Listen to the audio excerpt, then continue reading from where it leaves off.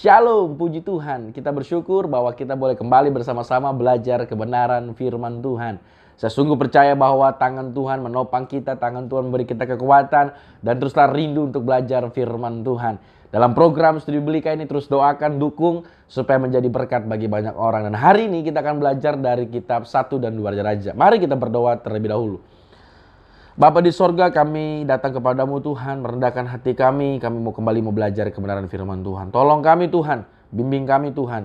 Kami butuh hikmat-Mu untuk memahami kebenaran-Mu. Dalam nama Yesus kami berdoa, amin. Puji syukur, haleluya. Di dalam program Studi Belika, teruslah bersemangat, pastikan kita bawa notes, pastikan kita tidak hanya menjadi akhir namun menjadi awal sarana untuk kita membuka kembali bagian firman Tuhan. Sekali lagi ini tentunya tidak sangat mendalam, hanya hal yang sederhana, praktis yang perlu kita pelajari. Nah, oleh karena itu Bapak Ibu sekalian, dalam program ini kita juga ditolong oleh Bible Study Project untuk memperlihatkan gambaran secara menyeluruh. Mari kita menyaksikan dari video Bible Study Project. Selamat menyaksikan. Kitab 1 dan 2 Raja-Raja. Meskipun kitab-kitab ini adalah dua kitab yang terpisah dalam Alkitab kita, sebenarnya kitab-kitab ini ditulis sebagai satu kitab yang menceritakan satu kesatuan kisah yang merupakan kelanjutan dari kitab sebelumnya, yaitu Samuel. Jadi Daud telah menyatukan suku-suku Israel menjadi sebuah kerajaan, dan Allah berjanji bahwa dari keturunannya akan datang Raja Mesianik yang akan mendirikan kerajaan Allah atas bangsa-bangsa dan memenuhi janji-janjinya kepada Abraham. Kitab Raja-Raja menceritakan kisah tentang deretan panjang raja-raja yang muncul setelah Daud, dan tidak satu pun dari mereka memenuhi janji itu. Sebenarnya, mereka malah menuntun bangsa Israel kepada kehancuran. Kitab ini dirancang menjadi 5 bagian utama. Awal dan akhir kisah ini berpusat di Yerusalem. Pertama-tama adalah masa pemerintahan Salomo dalam pembangunan Bait Allah. Kemudian di bagian akhir ditutup dengan kehancuran Yerusalem dan pengasingan bangsa Israel ke Babel. Dan kisah yang melatar belakangi tragedi inilah yang akan menjadi pusat dari ketiga bagian kitab ini, yang menjelaskan bagaimana Israel terpecah menjadi 2 kerajaan, bagaimana Allah mencegah kebejatan bangsa Israel dengan mengirim nabi-nabi, dan bagaimana pengasingan menjadi hal yang tak terhindarkan sebagai konsekuensi dari dosa bangsa Israel. Kitab ini diawali dengan 2 pasal tentang penyerahan tahta kerajaan dari Daud yang sudah tua kepada anaknya yang bernama Salomo, dan pesan terakhir Daud kepada Salomo. Pesan terakhir itu mirip dengan yang disampaikan Musa, Yosua, dan Samuel kepada umat Israel. Pesan itu berisi panggilan untuk setia kepada perintah perjanjian dan untuk setia kepada Allah Israel saja. Namun kata-kata Daud menjadi kosong dan kurang bermakna di sini. Karena Daud dan Salomo kemudian membuat persekongkolan untuk mengokohkan kerajaan baru ini melalui serangkaian pembunuhan politik. Jadi, ini bukan awal yang bagus. Masa gemilang Salomo datang ketika dia meminta hikmat kepada Allah untuk memimpin bangsa Israel. Dan ia bahkan mewujudkan mimpi Daud untuk membangun bait suci bagi Allah Israel. Di sini kisahnya berhenti dan diikuti penjelasan mendetail tentang rancangan bait suci, persis seperti mendetailnya penjelasan tentang rancangan kemah suci di kitab Taurat. Ada berbagai emas, permata, penggambaran malaikat, dan pohon buah-buahan. Itu semua merupakan simbolisme Taman Eden. Inilah tempat di mana surga dan bumi bertemu, di mana hadirat Allah tinggal dengan umatnya. Namun tidak lama setelah Salomo menyelesaikan pembangunan bait suci, dia membuat keputusan yang sangat buruk yang menyebabkan kerajaan ini hancur. Salomo menikah dengan perempuan-perempuan asing ratusan orang jumlahnya untuk aliansi politik. Lalu dia membawa dewa-dewa mereka dan memperkenalkan penyembahan terhadap dewa-dewa itu kepada bangsa Israel. Salomo kemudian mengumpulkan sejumlah besar kekayaan. Dia membangun militer yang sangat kuat. Dia bahkan mengerahkan pekerja rodi untuk semua proyek pembangunannya. Nah, jika kita kembali pada kitab Taurat dan melihat ketentuan Allah bagi raja-raja Israel di dalam Ulangan 17, Salomo melanggar semua ketentuan itu. Jadi pada saat dia meninggal, Salomo lebih menyerupai Firaun, raja Mesir, daripada menyerupai ayahnya, Daud. Bagian selanjutnya dari kitab ini diawali dengan anak Salomo, yaitu Rehabeam, yang bertindak seperti ayahnya. Ini adalah kisah menyedihkan tentang ketamakan dan rasa haus kekuasaan. Rehabeam mencoba menaikkan pajak para pekerja rodi dan di bawah pimpinan Yerobeam, suku-suku di utara menolaknya. Mereka memberontak dan memisahkan diri dan membentuk kerajaan saingan mereka sendiri. Dan di kisah ini kita menemukan kerajaan di bagian selatan yaitu Yehuda, yang berpusat di Yerusalem dengan raja-rajanya berasal dari keturunan Daud. Dan sekarang kerajaan baru di utara yang bernama Israel, yang nantinya akan berpusat di Samaria. Yerobeam kemudian membangun 2 kuil untuk menyaingi kuil Salomo di sebelah selatan. Dia menaruh anak lembu emas di masing-masing tempat yang mewakili Allah Israel. Kaitannya dengan Keluaran 32 dan anak lembu emas sangatlah nyata. Dari sini, ceritanya bolak-balik dari utara ke selatan menelusuri nasib kedua kerajaan. Masing-masing kerajaan memiliki sekitar 20 raja berturut-turut. Dan saat penulis memperkenalkan masing-masing raja, dia mengevaluasi pemerintahan mereka dengan beberapa kriteria. Apakah mereka menyembah Allah Israel saja? Atau apakah mereka menyembah Allah lain? Apakah mereka menentang penyembahan berhala di antara umat Israel? Dan apakah mereka tetap setia kepada perjanjian seperti Daud? Atau apakah mereka menjadi jahat dan tidak adil? Dan berdasarkan kriteria ini, penulis tidak menemukan raja yang baik di Israel Utara. 0 dari 20. Dan di sebelah selatan Yehuda, hanya 8 dari 20 raja yang mendapat penilaian positif, yang terhubung dengan tujuan besar lainnya dalam kitab ini. Dan itu untuk memperkenalkan tugas para nabi yang merupakan tokoh-tokoh kunci dalam sejarah Israel. Jadi dalam Alkitab, para nabi bukanlah peramal, melainkan mereka berbicara atas nama Allah Israel. Dan mereka menjalankan tugas sebagai pengawas perjanjian, yang artinya mereka menentang penyembahan berhala dan ketidakadilan di antara raja-raja dan umat Israel. Mereka terus-menerus mengingatkan bangsa Israel akan panggilannya untuk menjadi cahaya bagi bangsa-bangsa, bahwa mereka harus menaati perintah Taurat. Sehingga para nabi ini menantang Israel untuk bertobat dan mengikuti Allah mereka.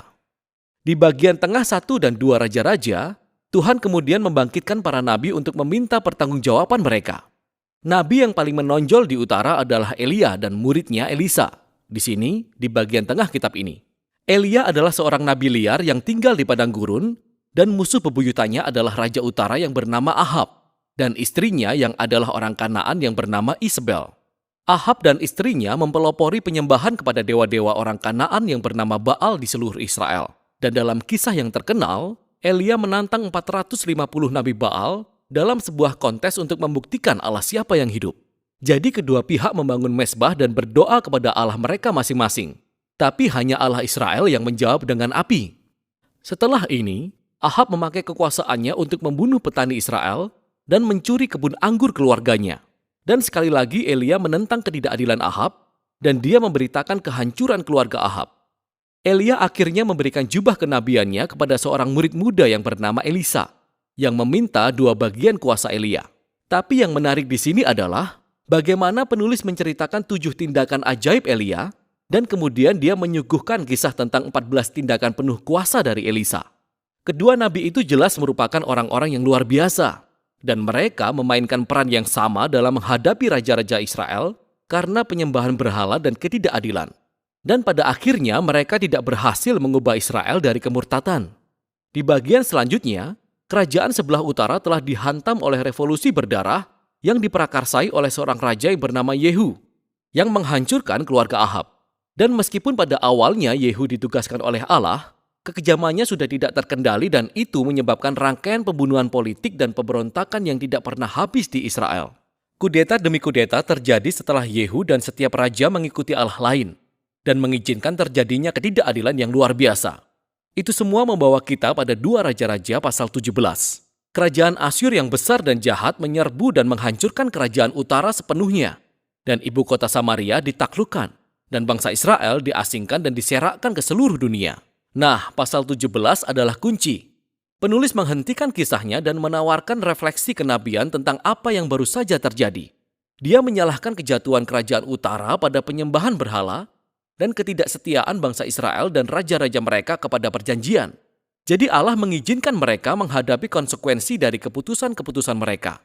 Bagian terakhir dari kitab ini menceritakan kisah tentang satu-satunya kerajaan di selatan. Di sini, kita bertemu dengan beberapa raja yang sangat heroik seperti Hizkia yang mempercayai Tuhan ketika tentara Asyur datang mengetuk pintu Yerusalem. Atau Yosia yang menemukan gulungan kitab Taurat yang hilang di dalam bait suci. Lalu dia mulai membacanya. Dia menjadi insyaf dan dia mengadakan reformasi keagamaan untuk menghapuskan penyembahan berhala akibat pengaruh orang Kanaan di tanah perjanjian. Namun, Yehuda sudah melenceng terlalu jauh. Raja di antara Hizkia dan Yosia adalah Manasye. Dia adalah raja terburuk sejauh ini. Dia bukan hanya memperkenalkan penyembahan patung berhala di dalam bait Allah di Yerusalem, dia juga memprakarsai ritual pengorbanan anak. Lalu Allah mengirim nabi-nabi untuk memberitahukan bahwa waktunya telah habis. Bangsa Israel sudah terlalu bejat untuk bertobat. Pasal-pasal terakhir berkisah tentang kerajaan Babel yang datang untuk menginvasi Yerusalem, menghancurkan rumah Tuhan, dan membawa orang-orang dan semua keturunan Raja Daud ke pengasingan. Lalu kisahnya berakhir dan menimbulkan pertanyaan, apakah Allah sudah selesai dengan bangsa Israel? Apakah Allah sudah selesai dengan keturunan Daud? Nah, paragraf terakhir menyoroti tentang masa setelah 40 tahun pengasingan, dan paragraf ini menceritakan kisah yang aneh. Kisah ini tentang Yoyakin, keturunan Daud yang seharusnya adalah raja dan dia telah kembali ke Yerusalem. Raja Babel telah membebaskannya dari penjara dan mengundangnya untuk makan di meja raja untuk sepanjang sisa hidupnya. Dan kitab ini berakhir. Itu terdengar biasa saja. Namun kisah ini memberi secerca harapan bahwa Allah tidak meninggalkan keturunan Daud. Jadi pertanyaannya sekarang adalah, bagaimana Allah akan memenuhi janjinya kepada Abraham dan Daud? Bagaimana dia akan memberkati bangsa-bangsa dan mendatangkan kerajaan mesianik? Dan untuk menjawab semua pertanyaan ini, kita harus membaca kitab hikmat dan kitab nabi-nabi. Namun untuk sekarang, itulah isi kitab Raja-Raja. Puji Tuhan, video yang sangat memberkati. Kita bisa melihat gambaran menyeluruh dari 1-2 Raja-Raja. Kita bisa melihat bahwa transisi dari Daud kepada Salomo. Lalu kemudian Salomo menjadi raja yang luar biasa, namun endingnya kembali dari masa jaya ada masa runtuh. Dan kemudian terpecahlah Israel menjadi Israel Utara dan Selatan. Ya, Rehabeam dan Yerobeam, dan akhirnya memperlihatkan bahwa tidak ada raja yang berhasil, tidak ada raja yang sempurna menggenapkan tentang janji keturunan Daud. Jadi kita boleh melihat bahwa ini adalah bentuk bahwa nanti mengarah kepada Mesias, sang raja yang damai, raja yang sempurna, raja yang akan menggenapkan dengan sempurna janji yang telah dinubuatkan. Dan namun kita belajar juga bahwa kegagalan raja-raja ini ya bukan berarti bahwa rencana Allah berhenti. Sekali lagi, kegagalan manusia tidak pernah menghentikan rencana Allah yang sempurna. Kegagalan manusia tidak pernah menghentikan, ya, menggagalkan setiap rencana Allah yang sempurna. Terlebih dari rencana karya keselamatan. Dan oleh karena itu Bapak Ibu sekalian, kita boleh melihat bahwa bagian kitab Raja-Raja adalah diawal dengan kisah Daud yang sudah sangat tua. Dan hari ini kita bahas ya, Daud yang sudah sangat tua. Lalu kemudian ada sebuah kisah yang memang perlu kita pelajari. Ya, ini menarik sekali. Jadi ini Daud udah tua, udah lemah, tak berdaya. Bahkan dikatakan di ayat keempat pasal 1, gadis itu amat cantik, dia menjadi perawat raja, melayani dia, namun raja tidak bersetubuh dengan dia. Ini penting diketahui bahwa berarti raja selain sudah sangat tua, tak berdaya, dalam keadaan yang tidak prima lagi. Jadi sangat-sangat Alkitab tidak pernah menutupi sebuah ketidakberdayaan raja, ketidakberdayaan manusia, tokoh. Jadi tidak pernah ditutupi. Dosanya pun dibuka saja dalam Alkitab. Jadi emang Alkitab ini luar biasa ya, memperlihatkan bahwa manusia memang tidak sempurna, hanya Allah yang sempurna.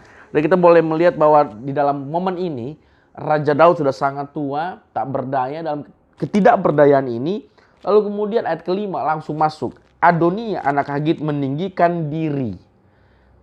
Meninggikan dia berkata, aku ini mau menjadi raja. Lalu kemudian di ayat yang ke-7, maka berundinglah Adonia dengan Yoab. Siapa Yoab yang kita bahas kemarin ya? Ini tangan kanan Daud, namun ini memang orang sangat-sangat emosional. Orang yang bahkan memang berlumuran darah. Ya, nanti kita akan belajar Yoab juga akhirnya binasa karena memang membunuh Abner. Ya, orang yang seharusnya tidak layak dibunuh. Di masa damai, di masa bukan perang malah dibunuh. Jadi ada sebuah gambaran yang bisa kita lihat bahwa Yoab ini ternyata berunding dengan Adonai ya. Lalu kemudian ada Imam Abiatar, ini senior-senior. Jadi Yoab ini tokoh senior. Lalu kemudian Imam Abiatar tokoh senior, ayat yang ke-7 pasal 1. Lalu kemudian Adonai berunding dengan yang senior ini. Supaya apa? Supaya dia ingin jadi raja.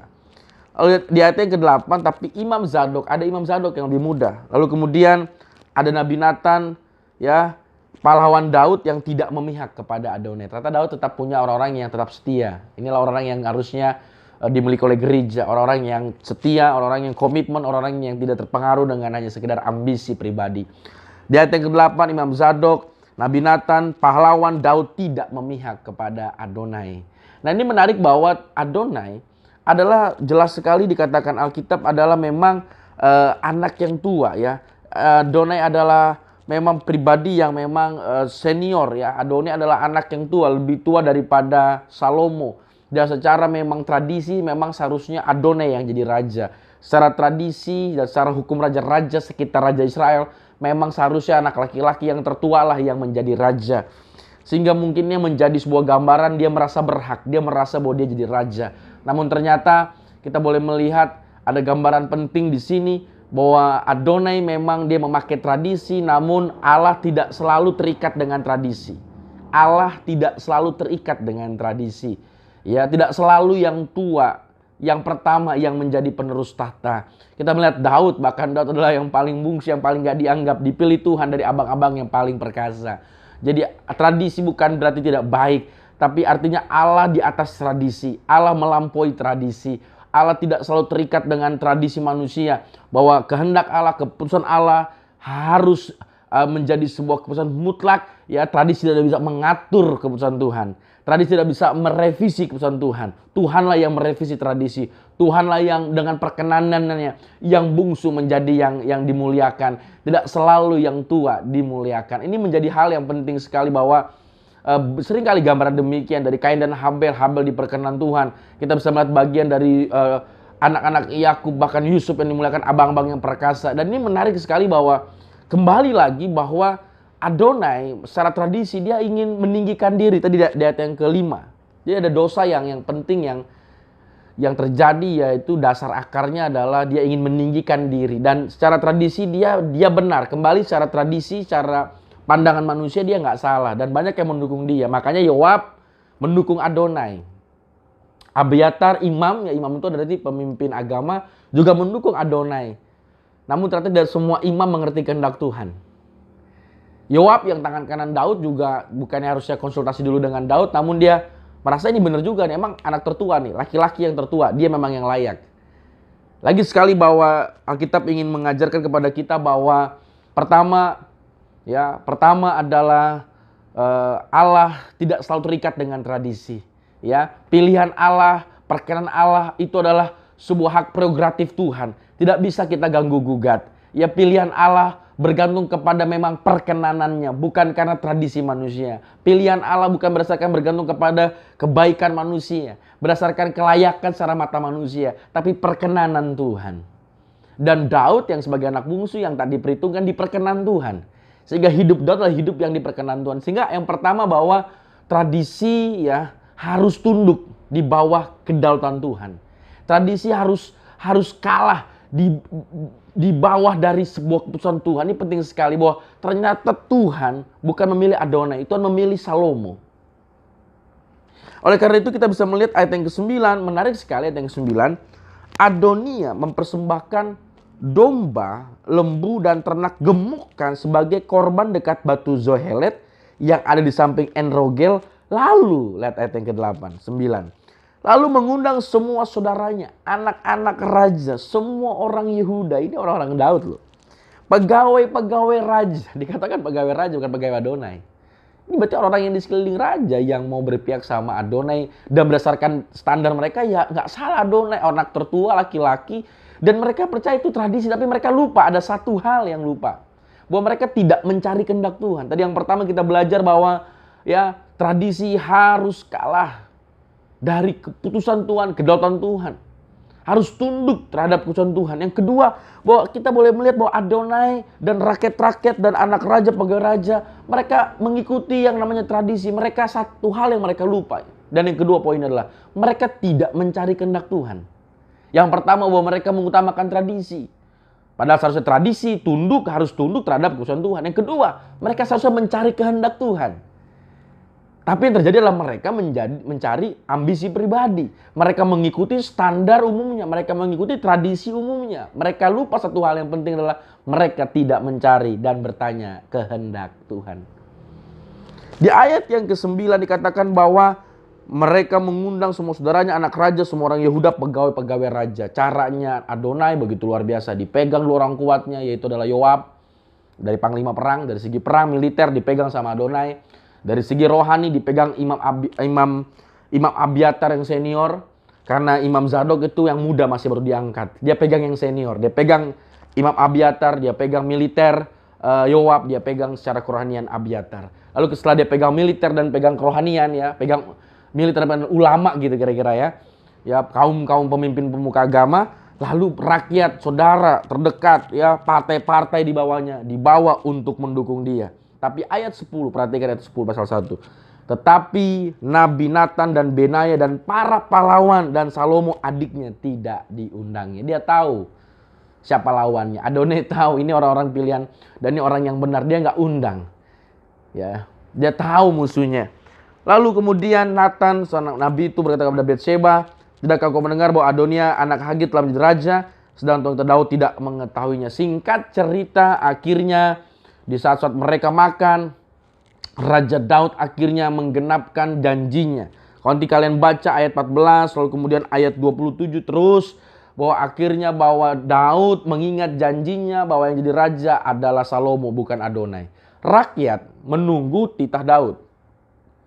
Ketika Daud belum bertitah ya rakyat berpikir bahwa ya memang Adonai secara tradisi. Jadi saya bilang laki-laki paling tua. Tetapi rakyat tetap menunggu titah Daud, dan pada akhirnya Daud bertitah, dan akhirnya Daud mengatur sebuah yang namanya prosesi penabisan Salomo di ayat yang 28 ya. Lalu akhirnya Imam Zadok, Nabi Natan 38 dan Benaya menaikkan Salomo ke atas bagal betina Raja Daud dan membawanya ke Gihon. Lalu kemudian rakyat dan berisi minyak dalam kemah diurapi Salomo. Kemudian sangkakala ditiup, seluruh rakyat berseru, "Hidup Raja Salomo." Di Adonai ada militer, ada imam senior. Tapi dua orang ini orang yang tidak setia kepada Daud. Tapi di tangan Salomo ada yang kurang dari Adonai. Dia punya militer, dia punya imam. Di Salomo dia punya militer, dia punya imam, dia punya nabi, Nabi Natan. Karena dalam menabiskan tidak boleh militer, harus imam dan nabi. Ya kan? Dan nabi itu yang dengar suara Tuhan. Nah, Nabi Natan tahu, dia bukan di Batu Zohelet, di Enrogel, tapi harus di Gihon. Nabi Natan yang tahu, ini penting sekali. Sama-sama tempat memang bisa buat ibadah, tapi nggak sembarang tempat ibadah bisa untuk menabiskan raja. Nah, Nabi Natan yang tahu, dan Adonai tidak punya nabi, tidak punya Natan di sisinya. Natan ada di pihak Daud, dan Natan mendukung titah Daud. Sehingga ini nabi, artinya wakil Tuhan yang dengar suara Tuhan. Imam melaksanakan prosesi agamanya, tapi nabi adalah orang yang mendengar suara Tuhan. Dan nabi itu di sisi di pihak Daud, luar biasa. Lalu kemudian kita melihat bahwa akhirnya takutlah Adonai kepada Salomo, ayat 50 pasal 1. Ayat pasal 1 ayat 50, takutlah Adonai kepada Salomo, sebab itu ia segera pergi memegang tanduk-tanduk mesbah. 51 dikatakan, lalu diberitahukanlah kepada Salomo, ternyata Adonia takut kepada Raja Salomo. Akhirnya Salomo pilihan Tuhan yang menjadi raja penerus Daud, bukan Adonai. Adonai takut, Adonai akhirnya menyadari bahwa tindakannya dia adalah melawan kehendak Tuhan. Kita boleh belajar Bapak Ibu sekalian bahwa dari sini kita bisa melihat bahwa lagi sekali dari kisah Daud dan dalam proses penerus tata, bahwa pilihan Tuhan mengalahkan cara pandang manusia. Pilihan perkenanan Tuhan mengalahkan tradisi manusia. Secara manusia orang udah pilih Adonai, militer di tangan Adonai, imam senior di tangan Adonai. Tapi ada Tuhan yang lupa adalah Adonai, lupa nabi Tuhan. Adonai lupa pihak dan suara Tuhan itu sendiri. Makanya walaupun Adonai punya militer senior, punya imam senior, tapi Salomo punya nabi Tuhan. Salomo punya, terlebih adalah Daud yang memang berjanji Salomo lah yang meneruskannya. Artinya bahwa Tuhan berdaulat, pilihan Tuhan tak ditentukan oleh sekedar cara dan nilai manusia. Mungkin menurut manusia kita nggak layak. Menurut manusia kadang-kadang kita nggak dianggap. Daud kembali mengingatkan kita, dia pun diperkenan Tuhan. Lalu Salomo, standarnya juga bukan karena Salomo hebat. Kita bisa lihat Salomo karena punya hikmat, karena doa pada Tuhan, Tuhan yang kasih hikmat. Berarti sebelum Salomo mendapat hikmat, Salomo ya pemuda biasa yang nggak dianggap. Gak diundang lagi tadi kalimatnya. Salomo gak diundang sama abangnya. Tak dianggap. Tak dihiraukan. Tapi ternyata yang tak dihiraukan, yang tak dianggap, dipilih Tuhan. Menjadi alatnya Tuhan. Kita belajar bahwa ternyata penting sekali untuk mencari kehendak Tuhan. Yang pertama, bahwa tradisi harus tunduk di bawah kehendak Tuhan. Yang kedua, jadilah pribadi yang mencari kehendak Tuhan. Yang ketiga, marilah. Seringkali mungkin menurut manusia kita diabaikan. Tuhan berkenan kepada orang-orang yang tertolak. Tuhan berkenan kepada orang-orang yang mungkin mungkin gak diabaikan, gak dianggap. Tuhan berkenan kepada orang-orang demikian. Untuk itulah Yesus mati di kayu salib. Supaya orang-orang berdosa membuka hatinya, menerima Yesus Tuhan Juru Selamat. Dan mari, orang demikian adalah orang yang diperkenan Tuhan. Artinya bahwa yang ketiga, setelah kita mencari kehendak Tuhan, setelah kita tahu tradisi harus tunduk di bawah kehendak Tuhan, jadilah pribadi yang berkenan kepada Tuhan. Dan inilah yang diteladankan oleh Daud. Mazmur 23 ayat ke-6 dikatakan, aku ingin berdiam di rumah Tuhan sepanjang masa. Ternyata inilah sebagai rahasia kunci ketenangan Daud di masa tuanya. Bukan kekayaan, kenikmatan, nama besar, gelar. Bahwa aku ingin berdiam di rumah Tuhan sepanjang masa. Artinya bahwa dia ingin rindu menikmati Tuhan. Tidak hanya masa muda tapi sampai masa tuanya. Dia ingin menjadi pribadi yang berkenan di hadapan Tuhan. Karena dia tahu kalau dia sampai hari ini berdiri kuat. Dan sampai hari ini dia boleh ada. Itu semua karena perkenanan Tuhan. Sehingga Daud meneruskan tata juga kepada orang yang berkenan di hadapan Tuhan. Dan perkenanan Tuhan inilah yang harus dimiliki oleh kita. Di dalam karya salib Yesus Tuhan, Sang Penggenap. Tadi janji-janji tentang Daud, Yesuslah yang menjadi penggenap sempurna. Raja-raja yang ada dalam Raja Utara Selatan tidak ada yang sempurna, semua gagal. Yesuslah Raja yang sempurna. Dan ketika kita datang pada Raja yang sempurna itu, maka kita akan menjadi pribadi yang dikenan Tuhan. Dalam iman diperkenan oleh Allah. Dalam iman kita diperkenan. Yang tadinya kita dibuang, tak dianggap, dari batu yang mungkin ditendang-tendang, kita menjadi sebuah kemuliaan Tuhan. Kita menjadi pribadi yang senantiasa sadar bahwa karena anugerah Allah, saya boleh dikenan Tuhan. Sehingga kita boleh dengan iman dan dengan semangat, kita boleh merdeka Bapak Ibu sekalian. Kita boleh seperti pribadi yang hidup berkenan oleh Tuhan, oleh karena kekuatan Tuhan, dari Tuhan untuk kepada Tuhan. Sehingga kita percaya iman itu adalah dari kemuliaan menuju kemuliaan, dari Tuhan kepada Tuhan. Bukan karena hebat kita, bukan karena mungkin secara tradisi kita layak seperti Adonai. Tapi seperti Salomo yang mungkin gak dianggap. Tapi itu adalah perkenanan Tuhan. Dialah yang dipilih Tuhan. Dan Anda dan saya dipilih Tuhan. Di karya salibnya Anda yang boleh percaya Yesus. Bukan karena hebat Anda bisa bilang percaya Yesus. Bukan karena hebat saya, karena saya tahu teologi saya bilang percaya Yesus. Itu juga adalah karena perkenanan Tuhan. Kita boleh percaya kepada Tuhan. Percaya nggak? Kalau bisa bilang percaya Yesus, itu bukan karena hebat kita. Karena diperkenan Tuhan. Bersyukurlah. Mengucap syukurlah. Kalau kita bisa bilang Tuhan Yesus terima kasih. Mari kita berdoa. Terima kasih Tuhan, kami bersyukur untuk kebenaran-Mu. Kami boleh belajar dari bagian firman Tuhan ini. Kami boleh melihat bagaimana menjadi pribadi yang bertanya kehendak Tuhan. Dan kami boleh percaya bahwa tradisi harus tunduk di bawah kehendak Tuhan. Dan ajari kami seperti Daud untuk menjadi pribadi yang berkenan di hadapan Tuhan. Berkenan di hadapan Tuhan. Kami rindu Tuhan supaya kami boleh sadar. Kalau kami boleh bilang percaya Yesus. Kalau iman kami bisa berkata Engkaulah Tuhan, Juru Selamat sesuatunya. Itu juga adalah karena Engkau berkenan. Engkau memperkenankan dalam iman. Kami boleh bilang percaya kepada Yesus. Dan kalau kami boleh beroleh iman. Itu juga semua adalah anugerah Tuhan. Terima kasih Yesus Tuhan.